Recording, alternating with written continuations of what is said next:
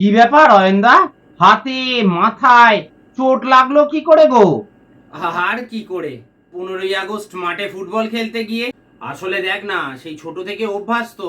15ই August মানেই তো সেই সকাল সকাল ফ্ল্যাগটা তুলে নিয়েই মাঠে গিয়ে নেমে পড়া। এই অভ্যাসটা তো ছাড়তে পারছি না। এত বয়স হয়ে গেল, কিন্তু অভ্যাসটা আমার তো কিছুতেই যাচ্ছে না না। আর এবারে আবার বিকালবেলা সেই কুমোরপাড়ার সাথে ম্যাচ ছিল, বুঝলি না? মানে সকালবেলা মাঠে খেলেছি, আবার বিকালবেলা ম্যাচ। পাড়ার ছোটগুলো এসে বলল, কাকু তোমাকে খেলতেই হবে, তুমি না খেললে আমরা গোহারান হেরে যাব। কি বলি বল, ওদের মুখের ওপর তা না বলতে পারি না। আবার মাঠে নামতে হলো। এই বয়সে এত ধকল পোষায় বল না? তা তুমি কি গোলকিপার খেলো নাকি গো?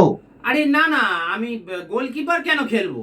তা গোলকিপিং না করলে তোমার হাতে কি করে চোট লাগলো গো? আরে আর বলিস না, কুমোরপাড়ার ছেলেগুলো এত বদমাইশ না, আর ধরে বেধড়ক পেটালো। কেন গো, তুমি কি পজিশনে খেলছিলে? রেফারি।